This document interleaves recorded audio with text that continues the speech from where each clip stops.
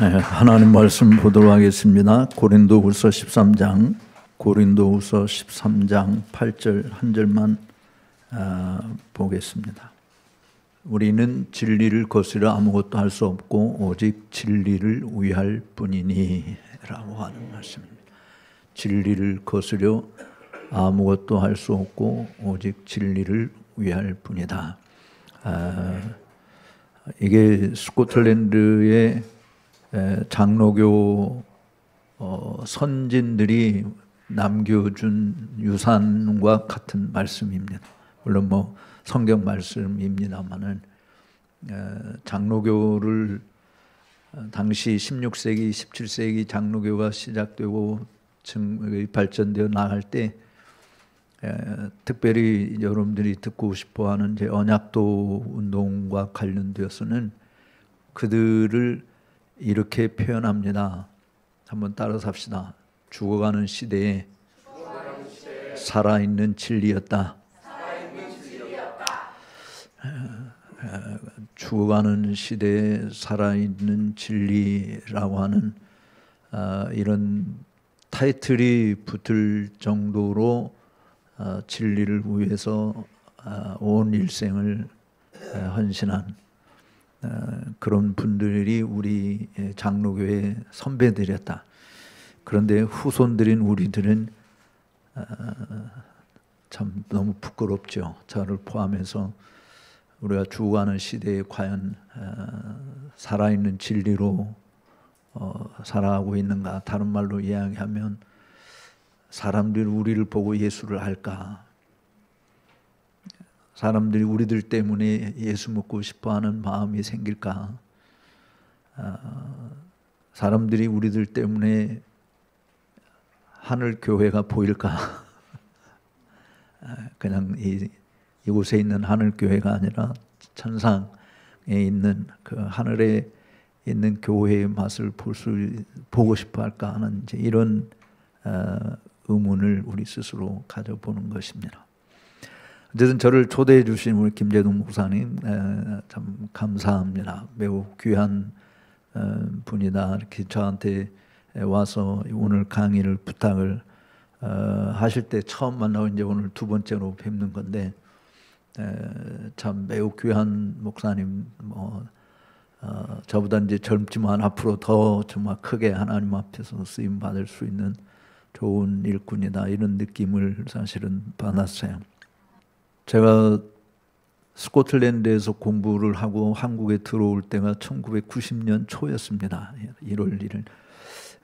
그리고 91년도부터 총신대 신대원에서 이제 교사 교수로 강사로부터 시작을 해서 30년을 가르치고 2022년도 2월에 은퇴를 하고 지금은 해외 선교지에 신학교에 가서 후학들을 가르치는 일들을 하고 있습니다. 여전히 그 하나님이 우리에게 맡겨주신 일을 위해서 그죠.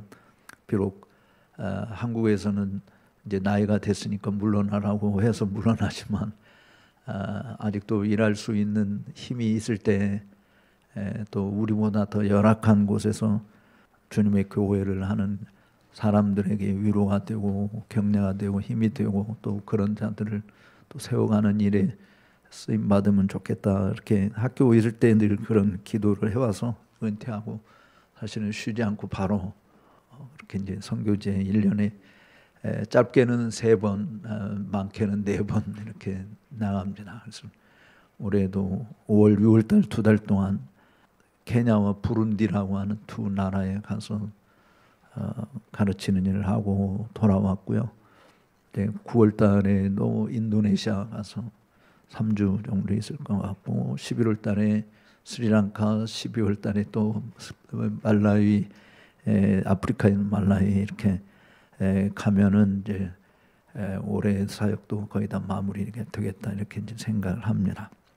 제가 이 이야기를 하는 것은 자비량 선교이기 때문에 여러분이 생각나시거나 어차피 이것도 주님의 은혜 가운데 섭리 가운데서 만났으니까 잘 감당할 수 있는 건강과 또 재정도 잘 채워질 수 있도록 여러분들 위해서 기도해 주시면 감사하겠습니다.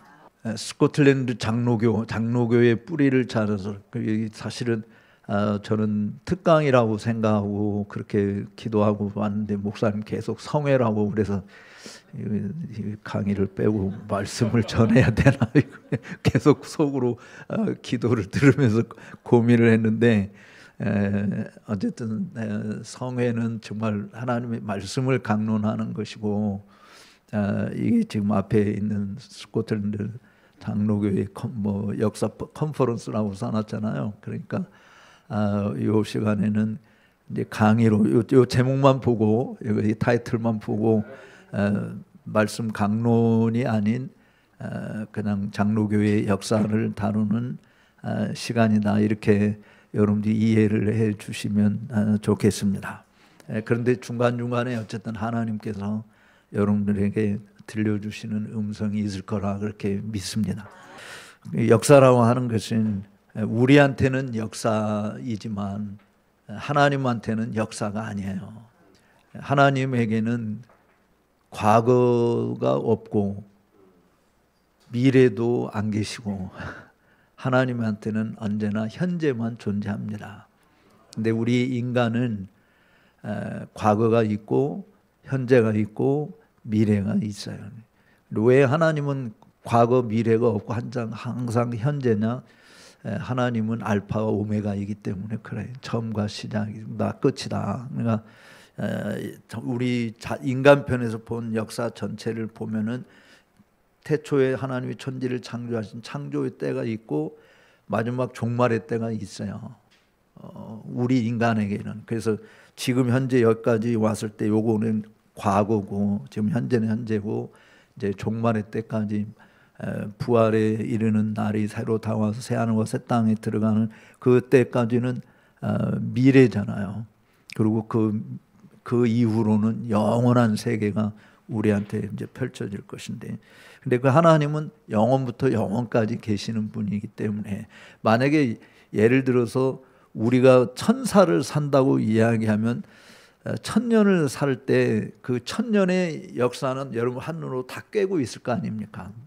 우리가 살아온 지금 우리가 살아온 인생의 뒤안길을 돌아보면서 지금까지 살아온 것을 우리가 다 말해줄 수 있는 것처럼, 그러니까 이제 하나님에게 있어서는 창조 때부터가 아니고 이미 그 이전부터 존재하신 분이시고 그리고 앞으로도 영원토록 존재하시는 분이시기 때문에 하나님에게는 따로 역사가 없다. 그러나 우리 인간에게는 역사를 공부하는 이유가 매우 중요합니다. 왜냐하면 역사 속에서 우리가 늘 보는 것은 하나님이 하신 일을 보는 거기 때문에 그런 거예요. 그러니까 과거에 하나님이 이렇게 일하셨고 현재도 이렇게 일하실 거고 앞으로도 이렇게 일하실 것이다. 그러니까 과거를 통해서 현재를 진단하고 현재의 축적이 미래지 않습니까? 그러니까 우리가 이 모든 것을 판단하는 것을 우리 입장에서는 역사 속에서 보는 거예요. 그래서 영어의 히스토리 자체가 원래 히스 플러스 스토리, 그래서 히스토리 역사가 된 거예요. 그러니까 역사라고 하는 말 자체는 하나님의 이야기예요. 하나님이 하신 이야기. 그게 역사라는 말의 원 뜻입니다. 그러니까 하나님이 역사의 주인이시고 그 주인 되신 하나님이 이 시간의 흐름 속에서 어떤 일을 하셨느냐라고 하는 것을 우리가 보는 건데, 특별히 장로교회의 역사를 우리가 공부해야 될 이유는 이런 거예요. 우리 여기 앞에 계신 어르신의 조상은 무슨 성이 어떻게 되세요? 여양진씨 뭐 저는 이 진씨에 대해서는 잘 모르지만, 그러니까 본인은 진씨니까 진씨의 조상들 내력은 조금 알고 계시죠? 네, 조금. 근데 예를 들어서 역사적으로 진씨 가문에 위대한 사람들이 많이 있다고 합시다. 그러면 우리 성도님께서 손주들이나 자식들 앉혀놓고 우리 집안의 몇 대 조상이 누구였고 몇 대 조상이 누구였고 하는 그 내력들을 이야기해 줄까요? 안 해줄까요? 그런 훌륭한 어른들이 있다고 한다면. 아니, 그러니까 이제 훌륭한 조상들이 있다고 할 때 자손들에게 우리 조상이 이러이런 사람들이다라고 하는 것을 이야기해 주는 이유는 뭐냐면 그러므로 자긍심을 가져라. 자부심하면 우리 조상들의 그 이름을 헛되이 여기지 말라. 누를 끼치지 마. 너도 이렇게 훌륭한 사람이 되라. 그런 의미로 이야기하는 거지 않습니까? 근데 조상들을 내세울 수 있는 가문이 없는 사람은 조상들 이야기해요, 안 해요? 내놓을 게 없으니까 그 이야기를 안 하는 거죠. 그러니까 저도 어렸을 때 우리 아버님으로부터 멧돼지 할아버지가 뭐 했고 몇 달은 뭐 했고 뭐 선산에 가서 뭐 할아버지는 뭐 했고 이런 건 이제 이야기해 주시는데, 그게 왜 그러냐라고 할 때 가문의, 그러니까 명문 가문일수록 가계도에 대한 인식을 자식들에게 계속 뿌리 깊게 심어줌으로 긍지를 가지고 너도 이런 훌륭한 업적을 남기라, 이런 이제 그 의미로 이렇게 하는 거란 말이죠. 똑같이 신앙생활도 우리가 장로교라고 이야기할 때 뭐가 장로교야? 라고 하는 이 부분, 또 감리교, 침례교, 뭐 성결교, 오순절교, 뭐 이런 교단들이 있는데, 그런 교단들에 비해서 장로교는 뭐야? 이렇게 우리가 질문을 할 때, 우리 다 같이 대한민국 사람이고 김 씨든 서 씨든 진 씨든 박 씨든 뭐 최 씨든 간에 대한민국 사람이죠. 그렇지만 내부적으로 들어가 보면 조상들의 그 이름에 따라서 정말 그 자손들이 명문 가문의 자손으로 있느냐, 아니면 별 볼 일 없는 가문이나, 이런 거를 이제 우리가 판별을 하지 않습니까? 그러니까 똑같이 뭐 장로교든 감리교든 침례교든 다 그리스도인이지 뭐 이렇게 우리가 생각할 수 있지만, 실질적으로 그 내역을 보면은 내가 장로교인이라고 하는 것이 이렇게 정말 위대한 것이고 내가 정말 한 복받은 자다, 이런 거를 깨달을 수 있는 거예요. 모를 때는 뭐 모르는 거지만, 그러나 그것을 알려주면, 근데 그걸 누가 알려주나? 역사가 알려준다라고 하는 거예요. 그러니까 우리 장로교회사를 여러분들이 공부하는 이유는 장로교회가 이런 거구나라고 하는 것을 아는 거고요. 그 알게 되어지면 내가 장로교인이 된 것이 얼마나 감사하고 자부심 있는. 물론 이제 오해는 하지 마세요. 저는 교파주의자는 아니지만 장로교도 목사입니다. 장로교, 그러니까 뿌리 깊게 장로교 목사이고 장로교 성도인데, 제가 공부한 그 모든 것을 더듬어 살펴보면 장로교만큼 정말 명문 교단이 없다, 이렇게 이야기할 수 있습니다. 근데 지금 이제 언약도들 이야기를 여러분들이 나중에 듣겠지만, 이 언약도들이 장로교 신앙 때문에 순교를 당한 사람들이에요. 침례교 신앙, 뭐 오순절 신앙, 감리교 신앙 이런 것 때문에 순교당한 사람은 없어요. 그런데 장로교 신앙 때문에 순교를 당한 사람들이 언약도들이다. 이런 이야기를 하면, 왜 그들이 그렇게 목숨을 버리면서까지 장로교 신앙을 지켰는가, 이제 그 뿌리를 우리가 함께 더듬어 보려고 하는데요. 원래 장로교는 장로들이 있어서 장로교가 아닙니다. 대부분 사람들이 장로교는 장로들에 의해서 움직이는 뭐 교회 장로들이 있어서 장로교야 뭐 이렇게 하는데, 요즘에는 뭐 감리교도 장로 있고 침례교도 장로 있고 순복음교도 장로 있고 다 장로 있어요. 그러니까 장로들이 있다고 해서 장로교회가 아니고, 그러니까 장로교회라고 이야기하는 것은 장로회 정치 체제를 통한 유형교회의 통일성을 유지하는 것이 장로교입니다. 그러니까 장로회 정치 원리에 따른 유형교회, 눈에 보이는 가시적인 이 교회의 통일성을 추구하는 교파가 장로교회예요. 근데 이 장로회 정치라고 하는 게 뭐냐면, 교회 정치가 감독 정치가 있고요. 그 다음에 장로회 정치가 있고, 그 다음에 회중 정치가 있고, 그리고 교황 정치가 있어요. 이게 4개의 정치 체제가 있습니다. 그러니까 교황 정치는 로마 카톨릭 교황에 의해서 중앙 집권제로 교황이 최고의 수장이 되어서 온 땅에 있는 교회들을 다 통솔한다라고 하는 의미에서 그 교황 정치에서 교황이 한마디 하는 게 뭐 법처럼 이렇게 하는 그 교황 정치인데 그거는 성경에 근거가 없다. 그러니까 이제 로마 카톨릭에서는 베드로의 사도권을 계승한 그 사람이 이제 교황이다 이렇게 생각을 해서 로마 대주교가 교황인들 되는 이런 입장을 취해 왔는데 베드로가 예수님의 수석 제자인 것은 분명하지만 제1회 교회 회의가 사도행전 15장에 처음으로 나오는데요. 그 교회 회의가 예루살렘 공회라고 합니다. 그러니까 예루살렘 공회 13장에서 안디옥 교회에서 바울과 바나바가 안디옥 교회에서 일어난 이방인들이 회개하고 돌아올 때 유대인들의 법을 지키도록 할 거냐 말 거냐 뭐 이런 문제 가지고 옥신각신 씨름이 나니까 바울과 바나바가 충분히 그 부분을 해결할 수 있는 능력이 있는 분임에도 불구하고 그것을 사도들이 있는 예루살렘 교회로 가지고 오죠. 그래서 예루살렘에서 공회라고 하는 게 최초로 모여요. 그 공회 석상에 로마 카톨릭의 주장에 의하면 누가 총회장이 되어야 되겠습니까? 종교회의, 우리 장로교에서는 총회라고 하는데 어쨌든 처치 카운슬이라고 영어로 이렇게 이야기하고 공회라고 이야기하는데 그 공회의 의장이 되어야 될 사람이 누구겠어요? 로마 카톨릭의 주장에 의하면 수석 제자인 누구? 베드로가 사회를 보면서 회의를 주도를 해야 되잖아요. 근데 여러분 사도행전 15장에 보면 베드로가 회의를 주재한 게 아니고 야고보가 의장이 되어서 주재를 합니다.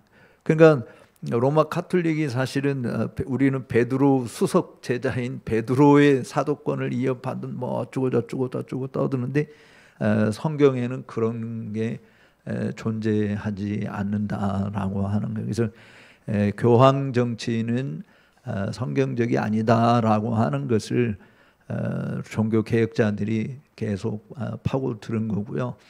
그리고는 이제 감독 정치가 있습니다. 감독. 이것은 영어의 비숍에 의해서 교회가 이제 운영되는데 이 감독은 감독 정치의 폐단은 뭐냐면 목사들 위에 더 계급이 높은 성직자가 존재한다. 그래서 로마 카톨릭도 하이라키칼 이 제도를 가지고 있으면 감독 정치도 그래요. 그래서 감독 정치를 따르는 교단은 앵글리칸 교회를 비롯해서 또 감리교도 감독 정치를 하는 거죠. 그래서 감리교에도 감독이라는 말이 존재하지 않습니다. 그래서 감독 정치는 일반 목회자들 중에 더 우월적 지위를 가진 사람이 감독인데 그 감독이 그 교단에 내 있는 교회를 다 통솔하는, 물론 감리교회는 뭐 4년마다 한 번씩 감독이 바뀌고 이러지만은 앵글리칸은 로마 카톨릭이랑 똑같이 종신제입니다. 한번 대감독이 되면은 죽을 때까지 하는, 본인이 은퇴하지 않는 이상 죽을 때까지 그냥 하는 건데, 근데 이 성경에는 제자들, 예수님의 제자들까지 포함해서 내가 당신들보다 더 우월하다. 물론 뭐 요한과 야고보가 엄마가 예수님한테 당신의 나라 임을 때 한 놈은 우의정으로 한 놈은 영의정으로 세워주세요 이렇게 예수님한테 청탁을 했다가 야단을 맞았지만 누가 우월적 지위를 가지느냐라고, 그런 인간이기 때문에 그런 욕망과 야망이 있어서 다툴 수 있어요. 그렇지만 주님은 오히려 섬기는 자가 되어야 된다. 으뜸이 되고자 하는 자는 낮은 자리에서 섬기는 자가 되어야 된다라고 하는 것을 이야기하시지 않습니까? 세상은 그런 권력을 준 사람들이 존재하지만 교회의 직분은 권력이 아니다라고 하는, 오히려 교회의 직분은 섬김의 권위가 있다라고 하는 것을 보니, 예수님 자신도 내가 섬김을 받으러 온 게 아니라 섬기러 왔다라고 말씀을 하시지 않습니까? 그러니까 그런 측면에서 감독 정치도 성경적이 아니다라고 하는 거예요. 근데 이제 이 감독 정치의 폐단 중에 하나가 아주, 이게 17세기 와서 언약도들이 이렇게 많이 희생을 당한 원인 중에 하나인데, 이 감독 정치는 국가 만능주의를 채택을 합니다. 국가만, 에라스티아니즘이라고 하는 에라스투스라고 하는 사람이 주장을 한 건데, 이 국가 만능주의라고 하는 이 자체는 뭐냐면 왕이 국가와 교회를 동시에 통솔할 수 있는 신적 권위를 부여받았다라고 하는 것이에요. 그래서 divine right of king이라고 하는 말을 쓰는데, 왕이 국가와 교회를 동시에 통치할 수 있는 권리를 하나님으로부터 받았다.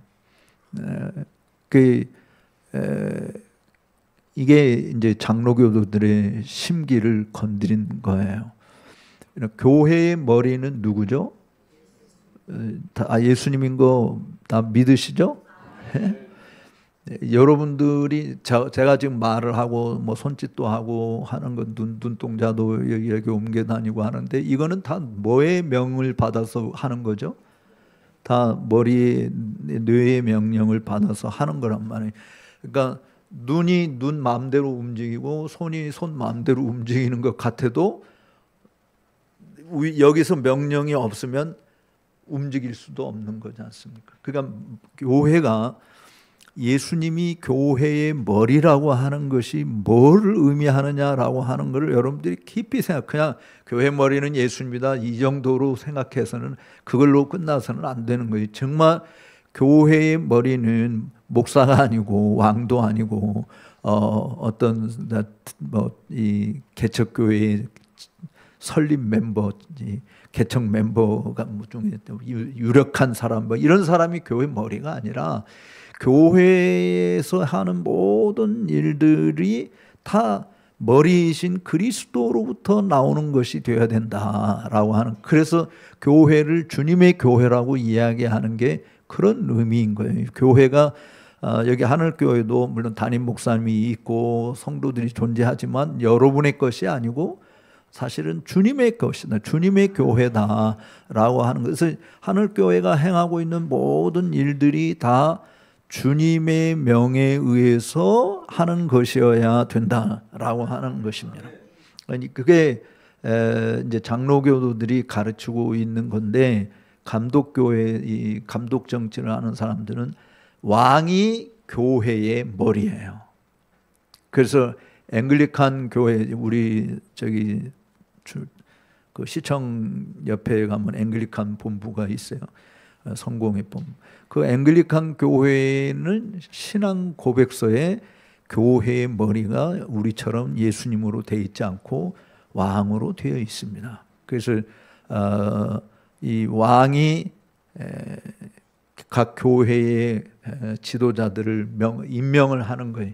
당신은 이 A 교회, 당신은 B 교회, 당신은 C 교회, 이렇게 왕이 교회 모든 일들까지도 결정을 하는 겁니다. 그래서 그거를 국가 만능주의라 이렇게 이야기하는데, 세 번째 교회 정치가 회중 정치입니다. 그러니까 극과 만능주의의 반대에서 극과 극적인 당대로 교회 감독도 필요 없고 목사도 주인이 아니고 회중이 주인이다. 그래서 성도들이 교회의 주인이다라고 해서 성도들의 의사에 의해서 교회가 운영되어지는 정치 체제가 회중 정치예요. 그런데 불행하게도 우리 한국 교회는 간판은 대한예수교 장로인데 실질적으로 교회 운영하는 모든 주체는 회중들입니다. 그래서 저는 우리 한국에는 순수한 장로교회가 존재하지 않고 회중적 장로교회가 존재한다 이렇게 이야기하는데, 실제로 교회, 장로교회도 교회의 주권적인 행사를 행할 수 있는 것이 회중이 가장 높은, 그래서 우리가 공동의회라고 하는 것이 제일 교회 안에서 제일 의사결정의 최고 권위를 가지는 것으로 이야기를 하죠. 그런데 실질적으로 교회 모든 일들을 운영하고 지도해 나가는 것은 목사 한 사람이 아니고 장로회라고 하는 것이 있어요. 장로회. 그것이 목사와 장로로 구성된, 우리가 일반적으로 교회에서 장로교에서 말하는 당회 중심의 교회. 근데 이 개교회는 당회지만 실질적으로 개교회의 모든 권한이 있는 게 아니라 목사와 장로들로 구성되어 있는 이 장로회를 우리는 일명 노회라고 그렇게 우리 한국말로 그렇게 번역을 하죠. 그래서 그것을 장로회이기도 하고 노회라고 이야기. 그러니까 노회는 각 지교의 대표 목사와 지교에서 당회원 중에서 대표로 파송된 그 회원들로 구성되어 있는 이 노회 정치를 장로회 정치라고 하는 거예요. 그러니까 노회가 이제 여러분들 아직 이제 노회 가입이 안 돼 있는 거잖아요. 그렇죠? 탈퇴했어요. 됐습니까? 네. 그러니까 하여간 합동측이든 통합측이든 간에 우리 다 교회들은 노회에 이제 속해 있는데 그 노회가 예를 들어서 여기 하늘교회에서 무슨 문제가 생겼다라고 하면은 회중 정치는 회중들에 의해서 판단을 하는 거예요. 그런데 여러분 예를 들어서 문제가 뭐냐면 회중들이 올바른 판단을 내릴 수 있느냐. 그리고 회중교회의 목사가 범죄를 했을 경우에 누가 목사를 점검하고 또 징계를 내려야 되면 징계를 내고 누가 할 수 있느냐. 회중교회는 그 노회나 뭐 이런 총회 제도가 없기 때문에 개교의 목사에게 문제가 있으면은 해결할 수 있는 방법이 사실은 많지 않아요. 그냥 교인들이 단합해서 쫓아내는 거 외에는. 네. 근데 실질적으로 예를 들어서 교인들이 단합해서 목사를 쫓아낼 때 교인들의 이게 성경적으로 신학적으로 문제가 아닌데 교인들 자기들 마음에 안 든다고 쫓아내게 되어지면 그러면 교회가 어떻게 되냐. 근데 그런 면들이 있어서 옛날에 신천지에서 지금도 그렇게 하는 거 추수꾼 심기라고 하는 것을 했잖아요. 여기 이제 하늘교회 성도들이 50명이면 50명 성도의 성도들이 한 30명을 여기다 보내 새로운 신자들 매주. 그러면 목사는 우리 교회 새로운 신자 오니까 좋잖아요. 그래서 시간 지나면 회원이 되잖아요. 의사 결정을 이놈들이 이제 다 섭외해가지고 목사에 대해서 공격하고 뭐 하고 말을 만들어내 놓고 그래서 교인들의 회의 공동회의에 모여서 이 목사 이르기 때문에 사표 내야 된다, 쫓아내야 된다 이렇게 해가지고 교회를 점령하는 일들이 신천지에서 사용하는 방법 중에 하나였었어요. 뭐 지금도 그렇게 하는 데가 있으리라고 보아지는데, 그러니까 회중 정치의 폐단이 거기에 있는. 지금 장로교 우리 한국의 장로교회도 그런 회중 정치에 의해서 사실은 장로교회가 움직이다 보니까 개교에서 무슨 일이 벌어지면 통제가 안 되는 거예요. 특별히 규모가 큰 교회에서는 더 그래요. 뭐 우리 제가 속해 있는 합동측에서 사랑의 교회에서 예를 들어서 문제가 있다고 칩시다. 그럼 사랑의 교회 징계를 노회에서 사랑의 교회 속해 있는 노회에서 사랑의 교회 징계를 내려야 되는데 사랑의 교회가 징계를 안 받으려고 교단 노회 탈퇴. 만약에 이렇게 해버리면 그 징계를 받을 수 있는 것이 없어지는 거예요. 그러니까 그러니까 우리 한국의 장로교회가 회중적 장로교회를 하다 보니까 지금 이게 교묘하게 섞여져 있는데 원래 장로교회에서는 노회가 개교회가 탈퇴한다고 그래서 탈퇴가 되고 뭐 이런 것.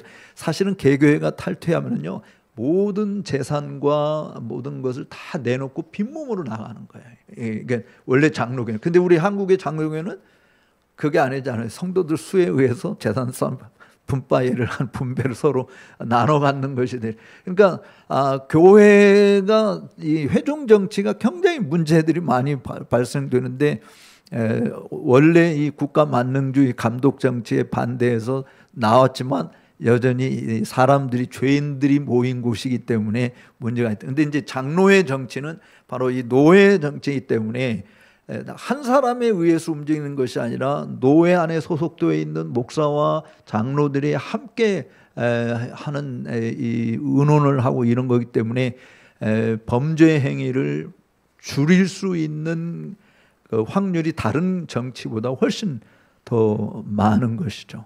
장로회도 문제가 있지만 어쨌든 저는 장로회 정치가 완벽하다라고 생각하지 않습니다. 여전히 인간들이 하는 거기 때문에 문제가 있지만 그래도 가장 성경적으로 노회 중심의 정치 원리에 의해서 유형교회, 그러니까 눈에 보이는 이 유형교회의 통일성을 이룬다. 근데 우리나라는 같은 장로교라고 이야기하고 같은 교단이라고 이야기해도 교회가 다 똑같습니까? 다릅니까? 교회마다. 여러분들이 다 교회 다녀보셨잖아요. 여러 교회들.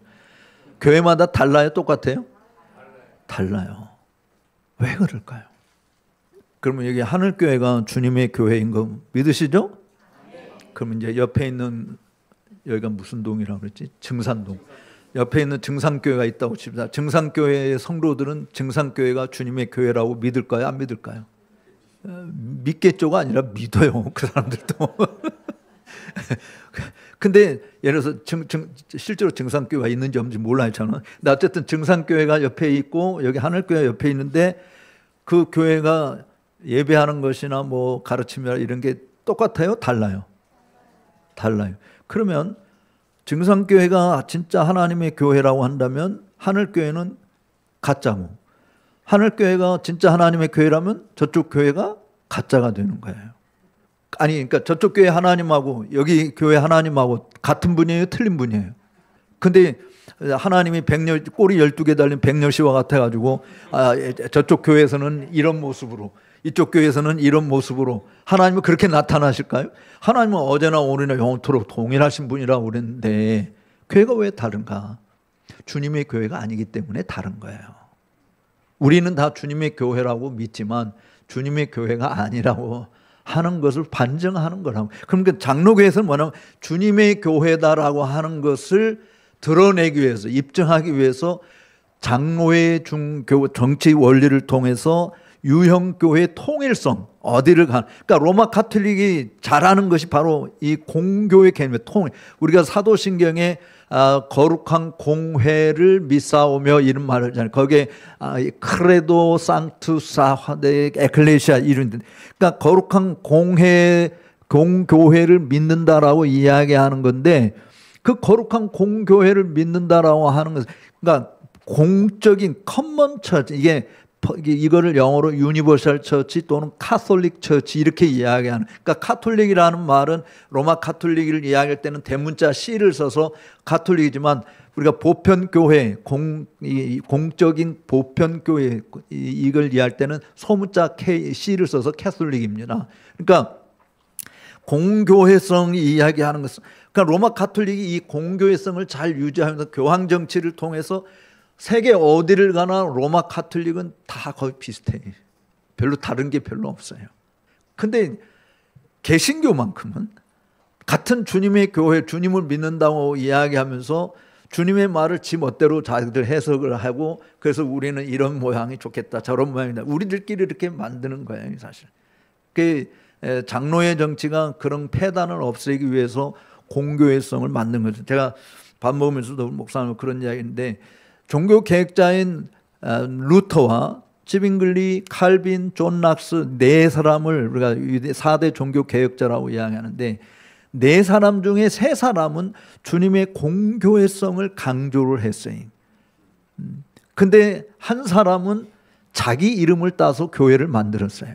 그게 루터교이고, 나머지 찌빙글리와 칼빈과 존 락스는 지금 우리식으로 이야기하면 낙수교회가 생겨야 되고 칼빈교회가 생겨야 되고 찌빙글리 교회가 생겨야 되는데, 그들의 생각은 자기들 교회를 만드는 것이 아니라 성경에서 말하고 있는 주님의 교회를 만들자. 그래서 지역이 다 다르더라도 주님의 공교회성을 유지하는 방편을 택하자. 그래서 장로의 정치 원리를 사실은 채택을 하게 되어진 것인데, 물론 이 장로의 정치 원리는 구약 성경에서부터 등장하고 또 신약에서도 이미 신약의 성경에 나와 있는 것을 실질적으로 그 원리를 이야기한 사람은 이 마틴 부서라고 하는 사람이 스트라스부르크에서 종교개혁을 할 때 그 장로들을 뽑아 12명의 대표들을 뽑아서 교회를 운영하는 것을 칼빈이 제네바에서 쫓겨나서 스트라스부르크 가서 보면서 마틴 부서를 만나서 거기서 이제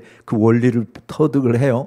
그리고 다시 제네바로 돌아왔을 때 이제 장로의 정치 원리를 그 기본적인 원리를 제시를 하고, 그것을 존 락스가 이어받아서 이 땅에 장로교단이라고 하는 것이 처음 탄생한 게 바로 존 락스에 의해서 1560년에 스코틀랜드에서 장로교를 국교로 하는 나라가 생기게 된 것입니다.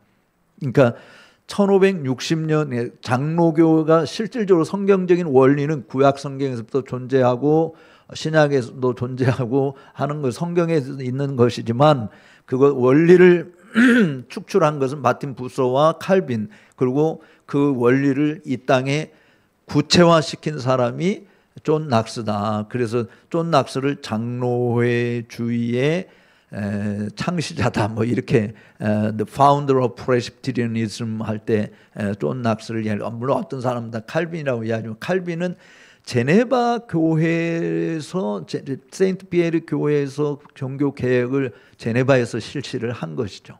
chú리에서는 츠빙글리가 종교 개혁을 실시한 거고, 루터는 비텐버그를 중심으로 해서 독일에 있는 비텐버그를 중심으로 종교 개혁을 시작한 거예요. 존 낙스는 4명의 종교 개혁자들 중에 저는 가장 위대한 분으로 생각하는데, 그 위대한 분을 여기는 한 원인이, 한 나라 전체를 종교 개혁시킨 사람은 존 낙스밖에 없어요. 그러니까 스코틀랜드라고 하는 나라 전체를 완전히 가톨릭에서 뒤바꿔서 개신교 장로교 국가로 만든 사람은 바로 이 존 낙스다. 그런 의미에서 저는 존 낙스가 위대하다라고 하는 거예요. 그 존 낙스가 종교 개혁하면서 썼던 방법이 뭐냐? 유일하게 설교 하나로 나라를 뒤집어 놓은 겁니다. 다른 방법을 쓴 것이 아니라 설교를 통해서 그러니까 칼빈이나 루터는 쓴 작품들이 엄청나게 많습니다. 글을 쓴 작품들이. 거기에 비해서 존 낙스는 글을 쓴 내용들이 별로 없어요. 책을 써달라고 할 때 존 낙스는 뭐라고 대답하냐면, 하나님이 나로 하여금 책을 쓰라고 부른 것이 아니라 복음을 전하라고 불렀다. 해서 정말 복음 전하는 일을 통해서 사람들의 심령을 뒤집어 놓고 잘못된 가르침에서 성경의 바른 가르침으로 돌아오게 만든. 그래서 존 낙스는 이 스코틀랜드의 정말 국부격에 해당되는 인물이. 스코틀랜드 존 낙스는 스코틀랜드. 그리고 이제 장로교 유일하게 세계에서 유일한 장로교 국가요, 국가로 남게 된 것이 바로 이제 스코틀랜드인 것입니다. 이번에 스코틀랜드를 여러분들이 방문을 몇 사람이 하신다고 하는데 정말 가서 감동을 많이 받고 돌아오시길 바라는데, 이미 역사 공부를 여러분들이 쭉 지금 해오셨기 때문에 이 영국이라고 하는 나라가 어떤 나라인지는 다 아시리라고 봐지. 우리나라 지도를 생각을 해보시고, 영국 지도 어디 있는지 아시잖아요. 유럽 저쪽 섬나라인데 우리나라 지도를 생각을 해보세요. 우리나라는 삼국시대가 존재합니다. 지금도. 고구려, 백제, 신라가 존재해요. 지금도. 영국도 고구려, 백제, 신라가 존재합니다.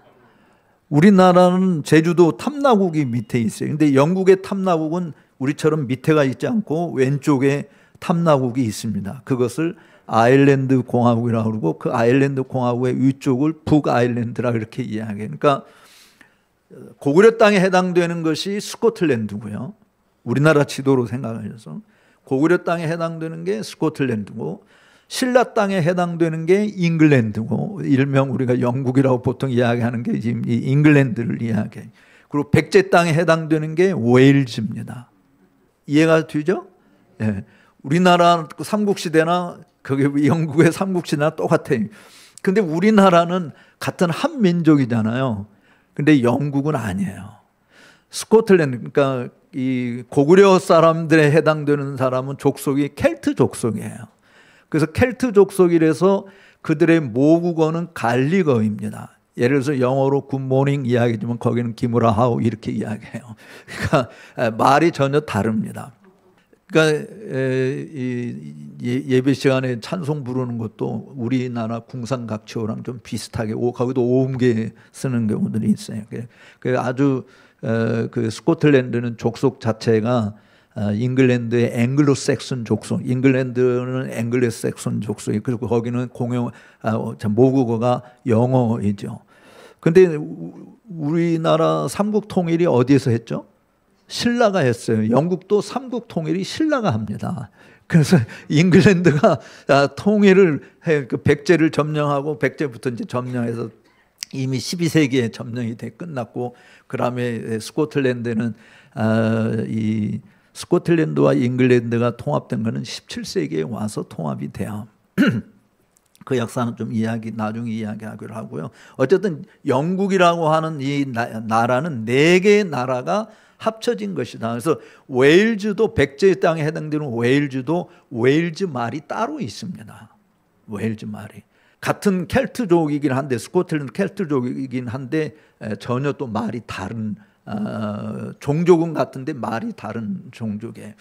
그리고 잉글랜드, 그다음에 노던 아일랜드는 바이킹 족속들이 와서 있어. 그래서 이 스코틀랜드, 노던 아일랜드, 잉글랜드, 웨일즈 이 4나라를 합쳐서 유나이티드 킹덤이라, 그래서 UK 대영 제국 뭐 또는 그냥 일명 우리말로 그냥 영국이라 이렇게 이야기합니다. 근데 그 사람들에게 있어서는 우리가 브리티시 사람이다 이렇게 말하지 않고, 스코틀랜드 사람은 나는 스코틀랜드 사람이야, 잉글랜드 사람 나는 잉글리시야. 그러니까 제가 처음에 스코틀랜드 공부하러 와서 여기 외국 교수님 면접 시간에 여기 외국 학생들이 몇 명이나 와 있습니까? 그랬더니 그 교수님이 답변이 well, one from England, one from Ireland. 그래서 제 생각을, 아니 잉글랜드 아일랜드 다 똑같은 영어 쓰는데 굉장히 이 스코티시에 대한 굉장히 강한, 그러니까 스코틀랜드하고 잉글랜드 사이에는 우리나라와 일본과의 관계처럼 생각하시면 돼요. 아주 앙숙입니다. 근데 잉글랜드가 왜 통일을 했냐면 땅덩어리가 더 많고 인구수가 9배 차이 나요. 그러니까 지금도 스코틀랜드는 인구가 550만에서 600만 정도밖에는 안 되는데 잉글랜드는 5,200만인가 그렇게 돼요. 그러니까 인구수로 비교가 안 돼. 옛날부터 사실은 워낙 인구가 잉글랜드에 많습니다. 지금 우리나라도 신라 땅에 인구가 더 많잖아요, 그렇죠? 그러니까 다 자기네들이 다 다릅니다. 그래서 월드컵 나갈 때만 유일하게 영국은 이 4나라가 대표들로 다 나가잖아요. 그래서 자기네 나라를 대표한 월드컵 대표팀들이 나가서 싸우는 건데, 어쨌든 이 영국이 지금은 한 나라로 되어 있는 것이 1603년입니다. 1603년. 그러니까 엘리자베스 1세 여왕이 세상을 떠난 때가 1603년이에요. 근데 그 엘리자베스 1세 여왕은 결혼을 하지 않아서 자식이 없습니다. 후사가. 자기 아버지가 누구냐면 헨리 8세예요. 여러분 헨리 8세는 많이 들어오셨죠.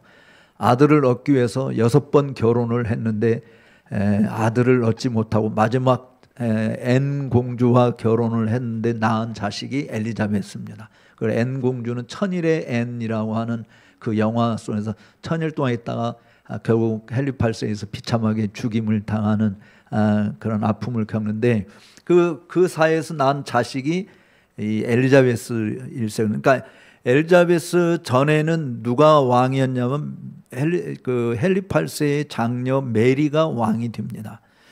그래서 1553년에서 1558년까지 메리 여왕이 통치를 하는데, 이 메리 여왕은 아주 피해 여왕, 블라디 메리라고 하는 사람 많은 개혁자들을 죽입니다. 그래서 그 밑에서 5년 동안 통치하면서 288명이 순교를 당해요. 그러니까 이때는 종교 개혁은 잉글랜드 교회, 이 앵글리칸 교회를 유럽 대륙에 있는 칼빈의 교회나 교회와 같이 또 대륙에 있는 교회처럼 개혁해야 된다라고 부르짖는 사람들이 존재했는데, 그들은 이제 일명 개혁가들이었는데 그 개혁가들을 죽이죠. 그때 잉글랜드로 피난 와서 잉글랜드 교회의 개혁을 위해서 굉장히 주도적인 역할을 했던 사람이 존 녹스였는데, 존 녹스가 메리 여왕의 학정에 피해서 도망쳐요.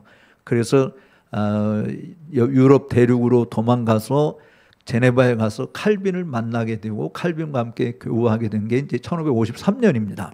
그러면 메리 여왕 이전에는 누가 왕했느냐? 헨리 8세에 있어서 유일한 아들이 있었어요. 그게 에드워드 6세입니다. 에드워드 6세가 아버지 죽고 나서 왕위에 올랐는데 11살의 왕위에 올랐는데 그만 16살이라고 하는 젊은 나이에 불행하게 세상을 떠나는 거예요. 그래서 그 에드워드 6세 밑에서 존 낙스가 스코틀랜드 종교회에다가 이제 그 조지 휘스하르트라고 하는 개혁자가 화형을 당하니까 피해서 잉글랜드로 도망쳐 와서 이제 잉글랜드에서 그 에드워드 6세 밑에서 이제 도와서 영국 교회 개혁을 위해서 애를 썼는데 결국은 일찍 죽게 됨으로 인해서 성공을 거두지 못하죠. 그리고 메리 여왕이 등장해서 핍박의 시대가 일어나게 되고 도망치게 되고 그 앵글리칸 교회는 어떻게 생기냐면 헨리 8세가 1530년에 만든 거예요. 그러니까 종교 개혁이 1517년에 일어난 종교 개혁인데 헨리 8세가 자기 동생 부인을 그러니까 자기 부인하고 이혼하고 자기 동생 부인을 하고 결혼하려고 해서 교황청에다가 결혼 승낙서를 보냅니다. 승낙해 달라고. 근데 교황청이 노 해버렸거든요. 그러니까 열받아가지고 그러면 교황청하고 단절하고 자기가 새로 교회를 만든 게 앵글리칸 교회인 거예요. 그 원래 헨리 8세는 교황청에서 일반 그 신도에게 내리는 최고의 훈장이 Defender of Holy Faith라고 하는 거예요. 그러니까 거룩한 믿음의 수호자다 이런 말을 헨리 8세한테 원래 붙여줬었던 거예요. 근데 이 결혼 문제 때문에 교황청하고 관계를 끊고 앵글리칸이라고 하는 교회를 새로 만든 건데 개혁자들이 다 환영을 했는데 막상 뚜껑을 딱 열고 보니까 외투는 갈아입었는데 외투를 쭉 열고 속을 보니까 로마 카톨릭이랑 똑같은 거야. 그래서 교회 개혁해야 된다라고 하는 움직임들이 계속 잉글랜드 내에서 있었는데요. 그 일들이 계속 실패를 사실은 이제 한 거죠. 성공을 못 거두고 엘리자베스 1세가 왕이 되었을 때 1558년 왕위에 올라왔을 때 이 모든 개혁가들이 망명 갔던 대륙으로 망명 갔던 800여 명의 개혁가들이 다 귀국을 합니다. 왜냐하면 엘리자베스 1세 여왕은 프로테스탄트를 신봉하고 있는 가정교사 밑에서 교육을 받았어요. 그러니까 이제 자기 엄마가 그렇게 비참하게 죽고 해서 교육을 받는데 어쨌든 개신교 사상을 가진 사람 밑에서 교육을 받다 보니까 개혁을 꿈꾸던 사람들이 엘리자베스가 왕이 되었으니까 이제야 앵글리칸 교회가 제대로 개혁될 수 있겠다라고 생각을 하고 귀국을 한 거예요. 그래서 이제 왕한테 계속 교회 개혁을 이야기하는데 이 엘리자베스 1세는 아버지가 이야기한 교회의 수장권을 들고 나옵니다. 그러니까 자기가 개신교 사상을 받았음에도 불구하고 교회의 머리는 왕이다라고 하는 것을 그대로 아버지 것을 그대로 답습을 해요. 그러니까 이제 개혁자들이 열받은 거죠.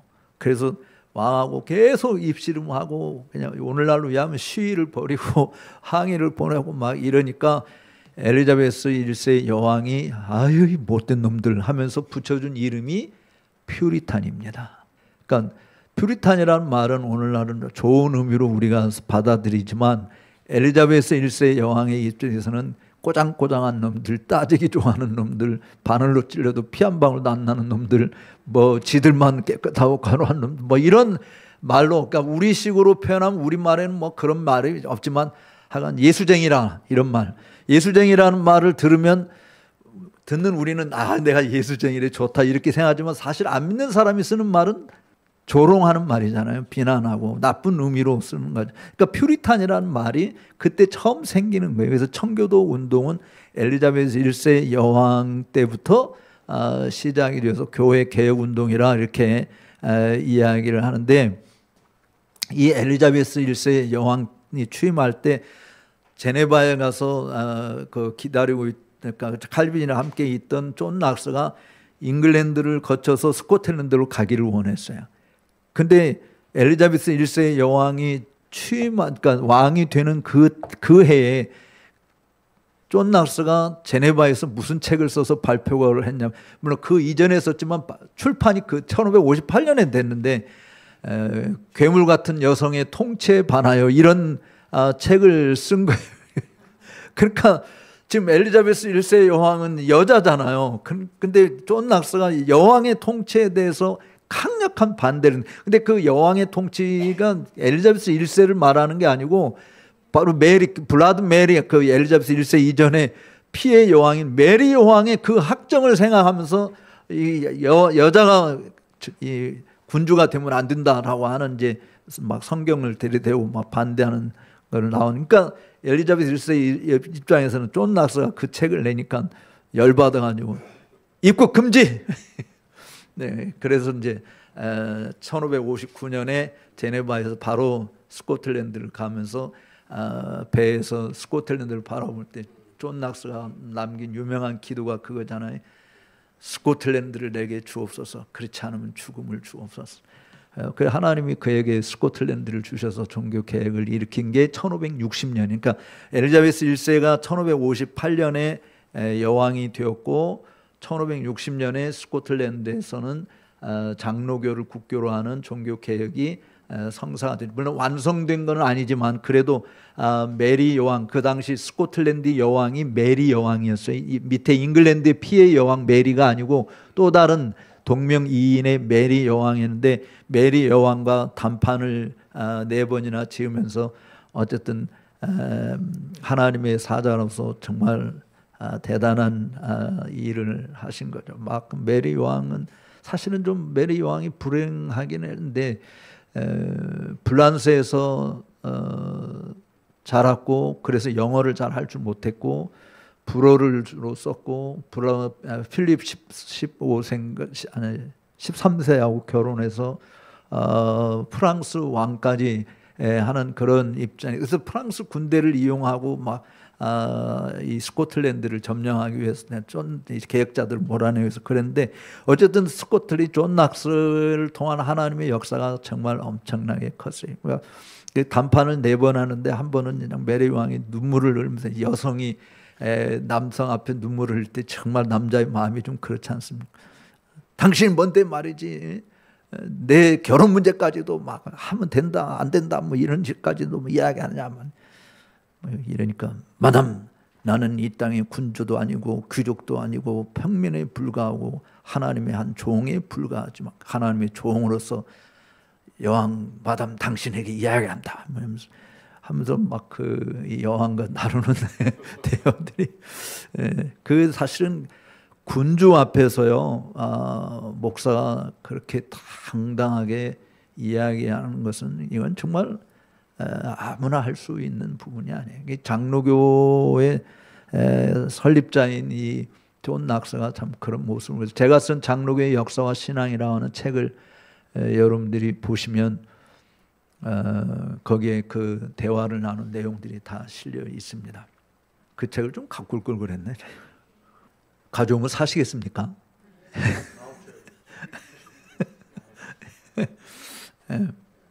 그 결국은 메리 여왕이 쫓겨납니다. 왕의 자리에서 쫓겨나서 잉글랜드로 도망가요. 그 메리 여왕하고 엘리자베스 여왕하고는 사촌지간이어서 엘리자베스 1세 여왕이 메리 여왕을 보호해 주죠. 그런데 메리 여왕이 잉글랜드 내려와서 그냥 가만히 있었으면 살았을 텐데 또 음모를 꿈에다가 발각이 되어서 결국은 엘리자베스에 의해서 처형이 되고 말아요. 그리고 그 메리 여왕의 아들이 누구냐면 제임스 6세 왕입니다. 그러니까 엄마가 그렇게 잉글랜드에서 죽고 메리 여왕이 쫓겨나고 아들인 이제 이 제임스 6세가 스코틀랜드의 왕이 돼요. 근데 이 제임스 6세는 그 사람이 가장 먼저 말한 게 왕권 신수설입니다. 왕권 신수설. 그 헨리 8세는 왕권 신수설까지는 말하지 않았어도 교회의 머리가 왕이다라고 하는 이야기니까 교회의 수장권을 이야기한 거고, 왕권 신수설은 이 제임스 6세에 의해서 일어났어요. 물론 그 이전에 루이 14세가 짐이 곧 국가다라고 해서 전제 정치가 이 대륙에서 막 벌어지고 있는, 그러니까 종교개혁 1517년을 중심으로 권력의 이동이 교황으로부터 왕으로 이동을 하는 거거든요, 유럽에서는. 그러니까 그동안 중세 시대는 교황이 그냥 왕도 자주제잖아요. 그래서 카노사 굴욕 같은 걸 보면은 헨리 5세가 그냥 그 교황 앞에 가서 얼음판에 막 눈에 3일 동안 무릎 꿇고 있으면서 용서를 빌고 그래서 황제가 되고 하는 이제 이런, 그 교황이 아예 정말 그 황제보다도 훨씬 더 위에 있는 그런 존재인데, 종교 개혁을 하면서 권력의 이동이 왕으로부터 교황으로부터 왕으로 옮겨가거든요. 그래서 전제주의니까 근대 역사, 종교 개혁사, 그 교회 역사를 보면 종교 개혁사 이후로 바로 근대 국가가 들어오면서 이 왕의 권한이 굉장히 강력해지는, 그동안 교황한테 눌려 있다가, 뭐 한국도 그러잖아요. 개척교회 세상에서 목사님이 큰 교회 일어나면 목사님이 은퇴하고 나면 장로님들이 그 개척하신 목사님 밑에서 꼼짝 못하고 있다가 새로운 목사님 오면 이제 고개 들고 우리가 뭐 좀 해보겠다. 그래서 자꾸 문제가 교회에서 생기는 거거든요. 그러니까 이제 교황 밑에서 그냥 꼼짝 못하고 있다가 이게 이제 종교개혁이 일어나면서 왕권에 대한 인식이 새롭게 되어진 거예요. 그래서 교황권에 대해서, 그래서 그 왕권이 이제 강화가 되어지는데, 왕이 개신교 사상을 따르면 그 나라 국민 모두가 다 개신교, 왕이 로마 가톨릭을 계속 하면은 모든 국민이 로마 가톨릭, 이렇게 된 것이 그 16세기 종교개혁 때 일어났던 일이지 않습니까? 그래서 이 군주가 어떤 정치를, 어떤 종교를 택하느냐에 따라서 이 종교가 바뀌어지는 이런 현상들이 있기 때문에 당연히 군주의 권력이 부각이 될 수밖에 없었던 것이죠. 그래서 제임스 6세도 스코틀랜드에서 왕권 신수설이라고 하는 것을 내세우게 되어집니다. 근데 존 낙스의 뒤를 이은 사람이 앤드류 멜빌이라고 하는 분이 계신데, 이분이 이제 장로회주의 정치 모든 원리들을 완전히 다 체계화시킨 분이에요. 그러니까 존 낙스가 1572년에 세상을 떠나고 1578년에 제2칠의서를 만들면서 제1칠의서에 존 낙스가 만든 제1칠의서 장로의 정치 원리를 다룬 이 칠의서의 부족한 부분들을 채워가면서 이제 완성시킨 게 제2칠의서인데, 이 앤드류 멜빌이라고 하는 분이 교회를 이제 이끌고 있을 때 제임스 6세가 그 왕권 신수를 들고 나온 거거든요. 그러자 주일날 예배 시간에 이제 제임스 6세 왕과 가족들 다 이렇게 예배장에 앉아 있고 성도들 함께 예배할 때 제임스 6세, 이제 이 앤드류 멜빌 목사님이 발표한 게 Two Kingdoms, Two Kings 이론이에요. 그러니까 두 왕국과 두 왕 이론입니다.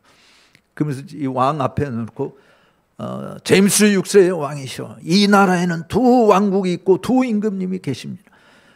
하나는 스코틀랜드고 스코틀랜드 통치하는 왕 제임스 6세 당신이 있고, 또 하나는 만왕의 왕 그리스도께서 다스리는 주님의 왕국 교회가 있습니다. 이 주님의 왕국 교회에서는 왕은 왕도 아니고 교회 머리도 아니고 교회 지도자도 아니고 이렇게 회원에 불과하기 때문에 하나님의 말씀에 적극 순종하고 따르시고, 이렇게 설교를 하는 거 앉혀놓고, 그러니까 열받았겠어요. 아멘. 지금 목사님 말하는 것처럼 제임스 6세가 아멘 하고 예 순종하겠습니다. 아니에요. 이 정치하는 사람들은 욕이 나오네. 믿을 수가 없는 사람들. 교회 다니면 뭐합니까? 하나님 말씀 상관없는 짓거리들을 뭐 의정활동에서 버리고 앉았고 뭐 자기들 하면서 다 그렇게 하는데, 그러니까 한국 교회는 한국 정치가 그리스도인이라고 말을 해도 저는 믿을 수 있는 사람은 하나도 없다고 생각해. 정말 진리를 위해서, 우리가 아까 고린도후서 13장 8절을 봤지만 진리를 거스리지 않고 오직 진리를 위할 뿐이다. 그런 국회의원이 지금 누가 있습니까? 다 집회 속만 차리고 앉았지. 어쨌든 왕이 열받았잖아요. 그래서 제임스 6세 왕은 앤드류 멜빌을 추방시킵니다. 다시는 고국에 돌아오지 못하게 만들어서, 그래서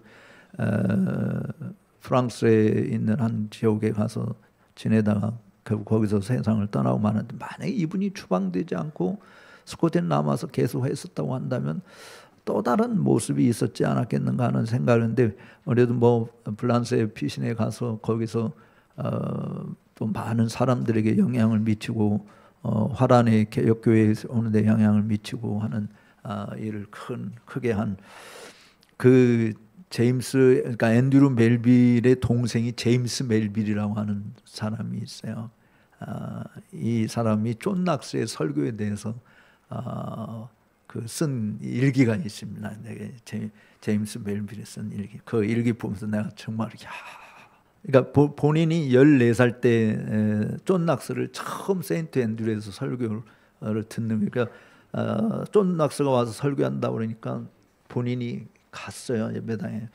그래서 존 낙스의 설교를 들으려고 가서, 이제 그 당시는 전부 다 잉크병을 가지고 가서 목사님이 설교하는 걸 다 받아 적는 일들을 이렇게 어린 아이들이 다 하게 되고 그랬는데, 그래서 이제 제임스 멜빌도 목사님 설교하게 된다는 걸 이제 기록을 했는데, 존 낙스 목사님이 이제 연세가 돌아가실 때가 다 되기 때문에 뒤에서 들어오는데 건장한 두 청년이 존 낙스 목사님은 양쪽 팔을 붙들고 이러고 청년에 의지해서 강대상에 올라와서 이제 예배를 하는 거예요. 처음에 잔잔하게 설교도 하니 계속 갈수록 톤이 높아지는데, 아픈 그런 것은 하나도 안 보이고 강대상은 펄펄 뛰면서 막 하늘에서 천둥이 내리치는 것 같은 그러니까 이 제임스 멜빌이 설교를 받아 너무 무서워가지고 받아 적지를 못하는 그런 감정을, 이제 그런 내용을 다루는, 그 정말 존 낙스의 설교가 어땠는지를 그 소년의 기록에 의해서 엿볼 수 있는, 그러니까 정말 설교할 때는 이게 성령의 감동하심으로 정말 강건적으로, 그러니까 그렇게 두 젊은이에 의해서 부축을 받아서 겨우 강대상에 올라온 사람이 마치 강대상을 도끼로 내려 찍듯이 말이지, 막 탁자를 쳐가면서 막 천둥 소리를 내는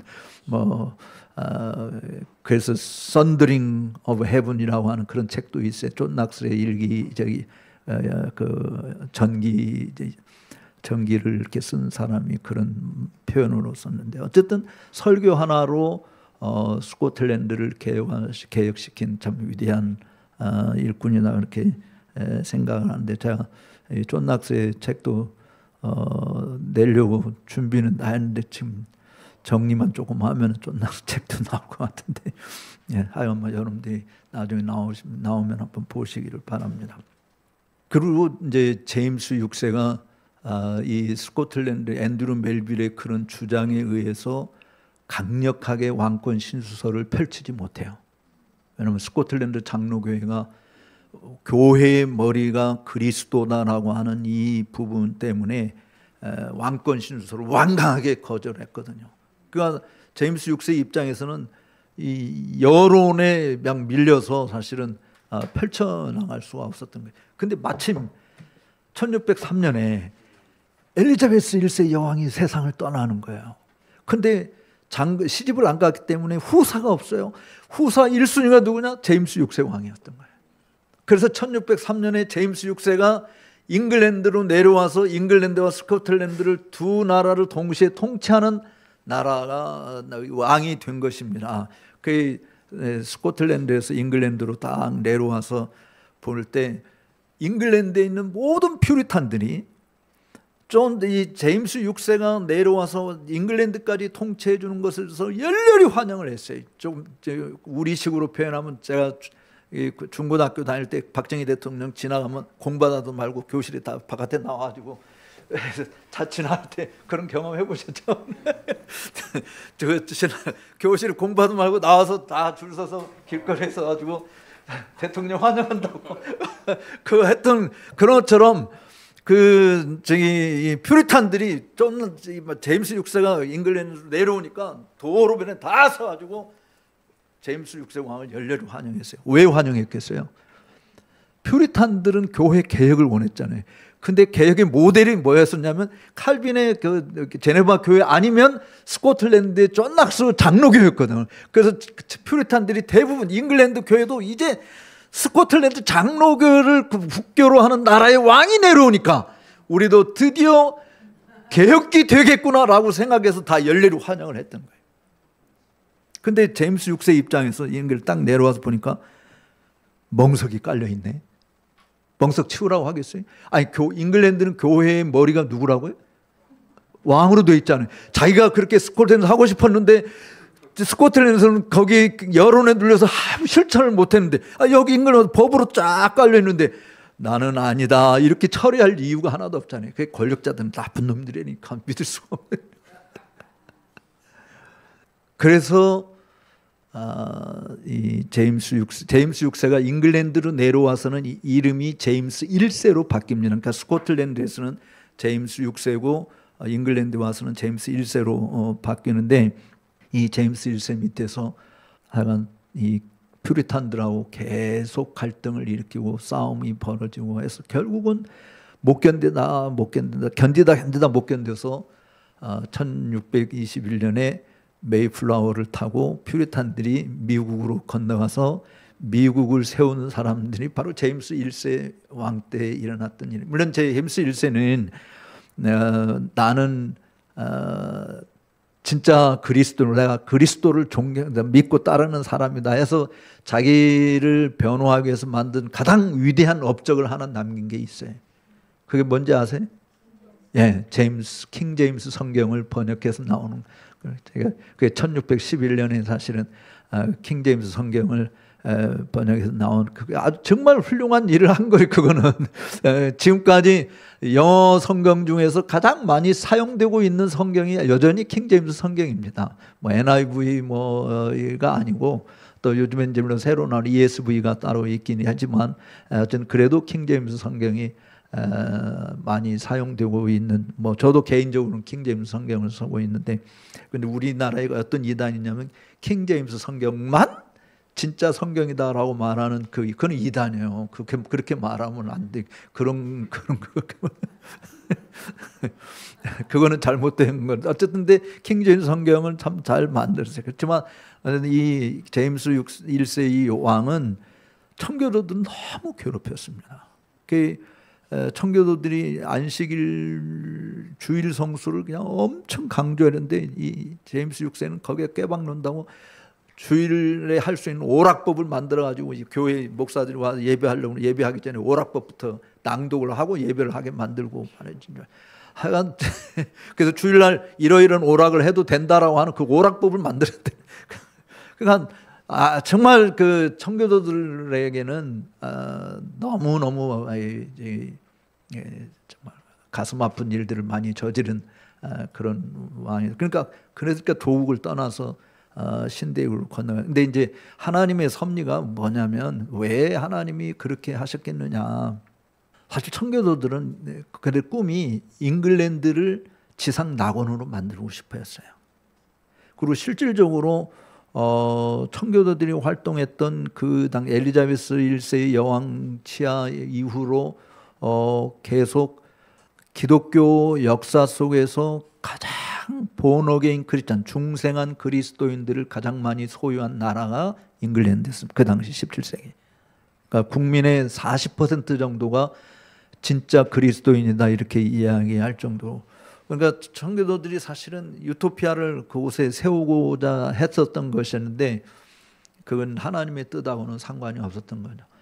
초대교회 사도들도 예루살렘이야말로 하나님의 도성이 되겠다라고 생각해서 만민에게 복음을 전파라는 주님의 생각은 싹 잊어버리고 예루살렘만 머물렀잖아요. 스데반으로 인해서 핍박이 일어나므로 예루살렘 교회 성도들이 다 사방에 흩어져서 예수 믿으라고 전도했는데 사도들은 여전히 예루살렘에 남아 있었어요. 사실 그러니까 핍박이 일어난 것은 교회가 안주하려고 할 때 하나님께서 흩어버리는 일들을 하는 거죠. 흩어져서 하는 것이 뭐냐? 복음 전하는 일을 하도록 하는 거예요. 그러니까 미국의 신대륙을 건너가서 미국을 세움으로 인해서 하나님께서 그 이후로 하신 일들이 세계 선교사를 파송하는 일들이 영국에서부터 일어나 대각성 운동을 통해서 18세기 그리고 미국에 이어지고 하면서 전 세계 선교 활동 성서공회들이 생겨서 성경을 번역하고 출판하고 선교사들이 하고 하는 이런 일들을 하게 된 거예요. 그러니까 여러분들 여기 하늘교회도 우리만 하늘교회야라고 여러분 스스로 생각하면 하나님이 그냥 내버려 두지 않아요. 하나님이 원하는 건 뭐예요? 여기서 잘 배워서 주변에 나가서 복음을 전하는, 복음을 위해서 일하도록 하는 것이, 나 혼자 잘 먹고 잘 살겠다고 하면 그거는 여러분 편할는지 몰라도 하나님은 눈에는 그게 별로 좋아하는 것이 아니다. 그러니까 여러분들이 잘 배워서 우리 여기 김 목사님 밑에서 잘 배우셔가지고 알지 못하는 사람들 일깨워주고 그리고 복음을 전해서 다른 사람들도 똑같이 우리와 함께 하늘의 복을 받아 누리도록 하는 이 일에 복되게 쓰임받는 여러분이 되셔야 할 줄로 믿습니다. 어쨌든 좀 낙세의 그 사상을 이어받은 장로교도들은 제임스 6세가 펼친 정책 때문에 많이 실망을 해요. 제임스 6세가 종교 통합 정책을 썼거든요. 그래서 잉글랜드와 스코틀랜드 교회가 임금이 하나이듯이 이제 종교도 하나여야 된다. 그러면 장로교를 택할 것이냐 감독교회를 택할 것이냐. 제임스 1세 입장에서는 어느 교회를 택해요? 감독교회를 택하는 거죠. 그래서 이 스코틀랜드의 장로교들이 바짝 긴장하고 있는데 1619년에 저기 스코틀랜드에 1603년에 내려가지고 16년 만에 자기 고향 땅을 처음 왔거든. 근데 거기 와서 또 파울스 5개 조항을 발표를 하는데 그 조항이 로마 카톨릭과 같은 감독주의로 돌아가는 내용을 다 발표를 하는 거예요. 그러니까 스코틀랜드 국민 때 교회가 와 일어나가지고 안 돼 해서 그냥 그 발표 선언문 발표는 하고 냅사 다시 잉글랜드로 도망가 버린. 그리고 1625년에 세상을 떠납니다. 그러고 나서 그의 아들 찰스 1세가 왕위에 오르는데요. 찰스 1세가 아버지 따라서 밑에 잉글랜드로 내려갈 때는 3살 정도밖에는 되지 않았기 때문에 눈으로 보고 귀로 익히고 몸으로 체득한 것은 스코티시 정신이 아니라 잉글리시 정신이었어요.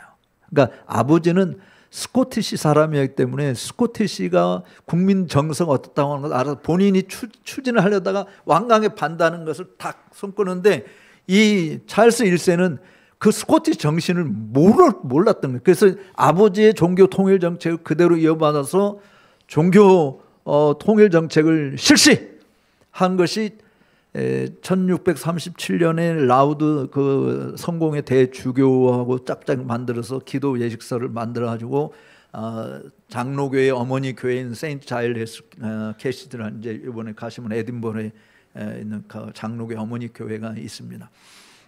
그 교회에서 앵글리칸 감독교회 예배가 집전이 되도록 그렇게 실시를 해요.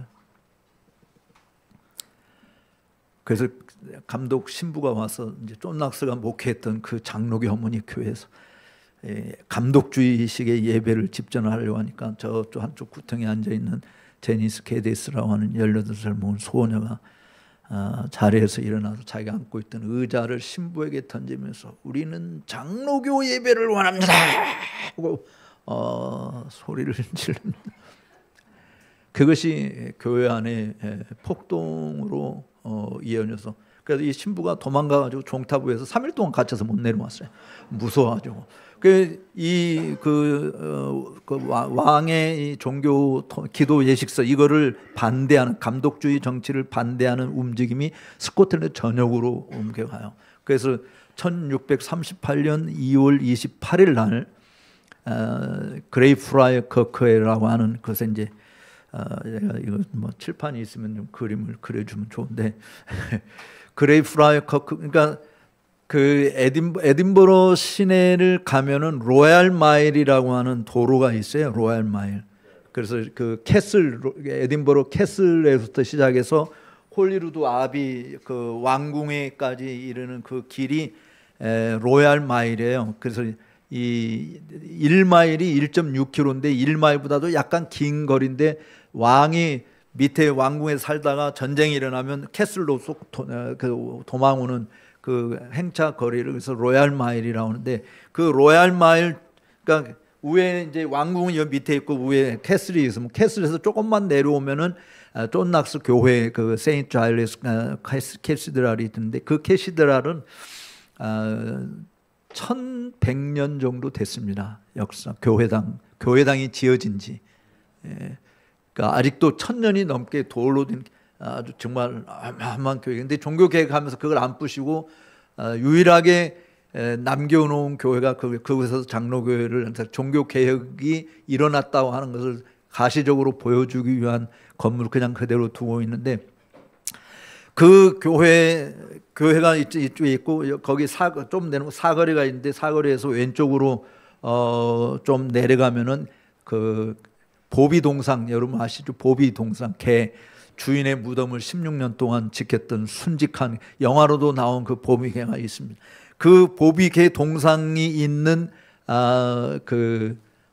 옆에 뒤에가 바로 이 그레이프라이 커크라고 하는, 커크라고 하는 단어는 스코티시 영어인데 교회라는 뜻입니다. 교회라는 뜻. 독일 말의 킬케라고 하는 것과 같은 이렇게 유래된 건데, 어쨌든 그 교회당에서 소위 내셔널 카바넌트라고 하는 언약을 맺어요.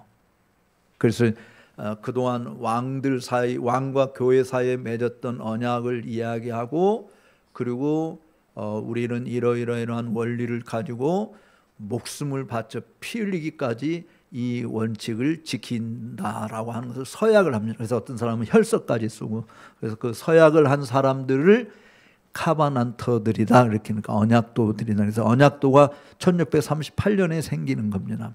그러니까 왕권의 이 종교 통합 정책에 반대해서 사실은 오직 성경이라고 하는 원리와 교회의 수장권이라고 하는 것, 그 다음에 장로의 정치 원리, 이런 것을 내세워서 우리는 이것을 목숨 바쳐 충성하며 지킨다, 이런 내용으로 사실은 이야기하는. 그러니까 교회 수장권은 그리스도만이 왕이시다, 그리스도에게만 영광을 돌려야 된다 하는 이제 그런 내용이었는데, 그 언약도들이 탄생하자 찰스 1세가 열받잖아요. 그래서 찰스 1세가 언약도들을 죽이라 하고 전쟁을 선포합니다. 자기 동족이잖아요. 이게 스코틀랜드하고 잉글랜드하고는 우리하고 아까 내가 일본 사람들 관계라고 이야기했잖아요. 근데 자기 동족을 향해서 전쟁을 선포해요. 그러니까 잉글랜드의 의회는 대부분이 청교도들이 자리 잠잡고 주도하고 있었는데, 이 왕의 의도를 알고 스코틀랜드의 언약도들한테 편지를 보냅니다. 야, 왕이 지금 너네들 침범하려고 군사를 모집하고 있어, 빨리 대비해. 그래가지고 이제 언약도들이 그 소식을 미리 듣고 준비를 해서 찰스 1세의 군대, 그래서 거기에 이제 왕당파와 의회파, 이 잉글랜드의 시민 전쟁이 벌어지게 되는 이유가 거기에 있는데, 의회는 청교도들 중심, 왕은 이제 왕의 권력을 사용해서 잉글랜드 교회와 스코틀랜드 교회를 하나로 만들려고 하는 이런 정책을 펼치고. 근데 어쨌든 전쟁이 나가서 누가 이겼게요? 일단 1차 전쟁에서 스코틀랜드 언약도들이 이깁니다. 하나님이 도우심으로. 그래서 왕이 패배를 하고 다시 이제 잉글랜드 와서 또 2차 침공을 위해서 그 세금을 거두고 돈을, 왜냐하면 전쟁 비용을 만들으니까 의회에 대해 허락을 받았는데 의회가 허락을 안 해주잖아요. 그러니까 이 왕이 한 번도 있지 않았던 일을 말을 타고 의사당 안으로 군대를 끌고 진입을 합니다. 그래서 의원들을 협박하고 내놓으라고. 그래가지고 잉글랜드 내란이 시작이 되어져서 결국은 그 올리버 크로멜이라고 하는 철갑 부대를 이끈 올리버 크로멜에 의해서 찰스 1세가 체포되고 죽임을 당하게 돼요. 그 참수형, 세례 요한이 참수되듯이 찰스 1세가 이제 그렇게 죽게 되니까 스코틀랜드 언약도들 사이에 내분이 생깁니다. 왕 때문에. 아니, 건방지게 잉글리시가 우리 스코티시 왕을 죽여? 이거는 있을 수 없다. 그런 민족적 감정이 생기는 거예요. 그래도 나쁜 왕이라고 할지라도 스코틀랜드는 우리 사람인데 이 잉글리시가 주겠다. 그래가지고 사실은 크로멜과 언약도들 전쟁을 해야 된다. 근데 일부 언약도 정말 그 신실한 언약도들은 아니다. 우리가 전쟁을 하면 안 된다.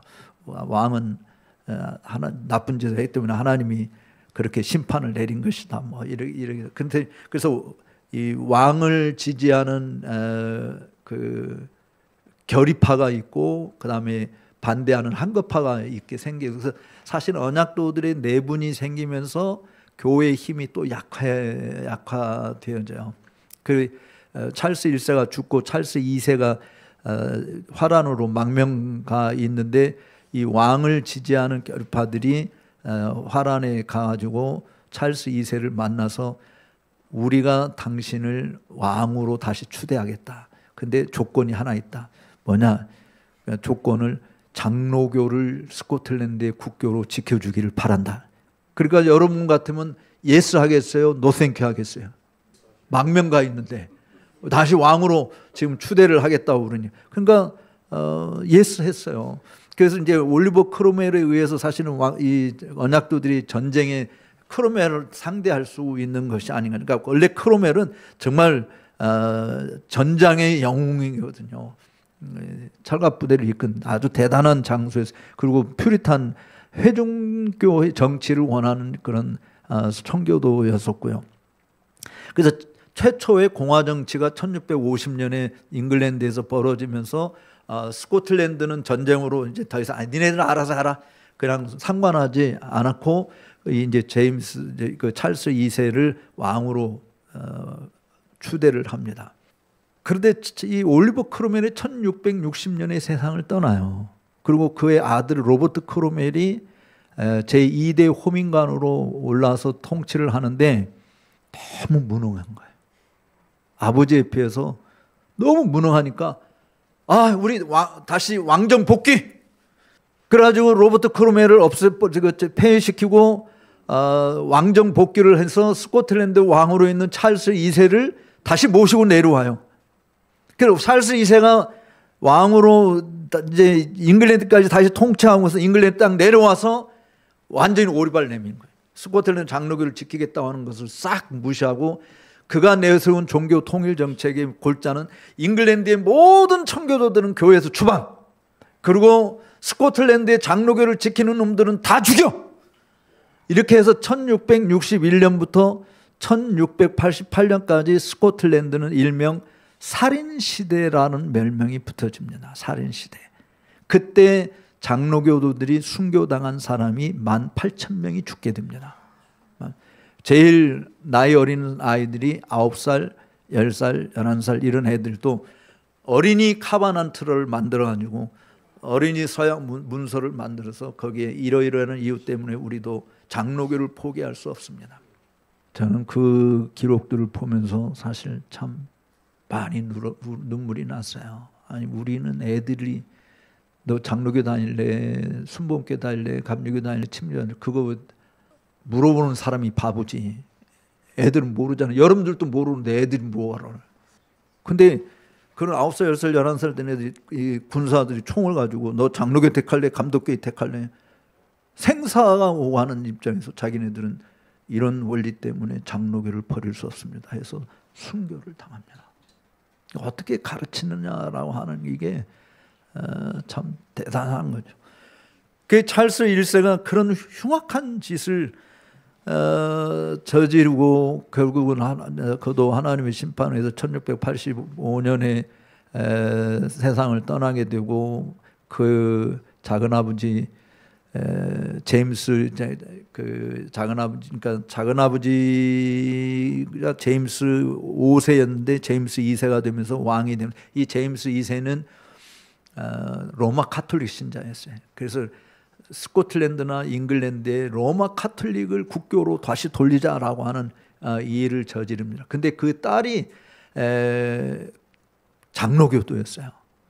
딸은 아버지가 그렇게 아주 그러니까 우리식의 그 오적에 해당되는 사람, 그러니까 언약도들에 있어서는 제임스 2세, 그러니까 그 당시는 이제 제임스 5세였지만 이 사람이 완전히 원수 중에 원수의 한 사람이었어요. 언약도들을 죽이는데 뭐 그냥 앞장서기도 하고 하는데, 근데 그 딸이 장로교도였어요. 근데 그 딸이 네덜란드 화란에 있는 윌리엄 공하고 결혼을 합니다.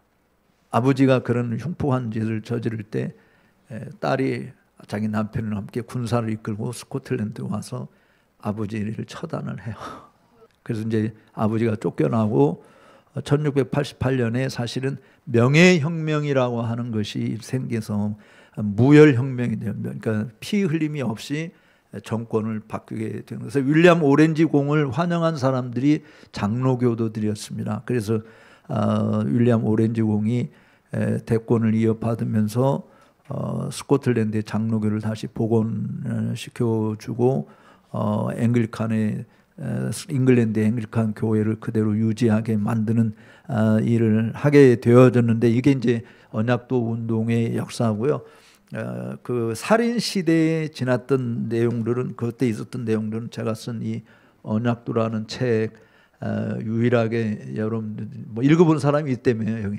그러니까 이 언약도 책에 읽어보시면 살인 시대에 그들이 어떻게 신앙생활을 했는지, 어떻게 믿음을 지켰는지 충분히 알 수 있습니다. 그래서 다음 주에는 제가 이들이 왜 그렇게 목숨까지 버리면서까지 지킨 그 언약도 정신의 원리가 무엇인가, 그거를 다음 시간에 여러분들께서, 오늘은 그냥 역사적인 배경만 여러분들에게 말씀을 드렸습니다. 혹시 뭐 질문이 있으신가요? 이 책 보면 역사적 배경도 다 있고 그러긴 한데, 다음 시간에는 정말 어떻게 이들이 죽어가는 시대에 살아있는 진리로 남게 되었는가라고 하는 그 원리들을 우리가 함께 살펴보도록 이렇게 하겠습니다. 실질적으로 잉글랜드에서 이 내란이 벌어지면서 우리 장로교회에서는 잊을 수 없는 사건이 있는데, 제가 다음 시간에 이야기하려고 뺐는데, 웨스민스터 종교회의가 생기게 됩니다. 1643년에 그러니까 찰스 1세가 아직 살아있을 때 웨스민스터 종교회의가 벌어지게 되고, 웨스민스터 종교회의에서 만들어낸 문서가 웨스민스터 표준 문서인 신앙고백서, 대유리문답, 소유리문답, 예배모범, 권징조례, 이 5가지 문서가 그 웨스민스터 종교회의에서 만들어져요. 이 웨스민스터 종교회의는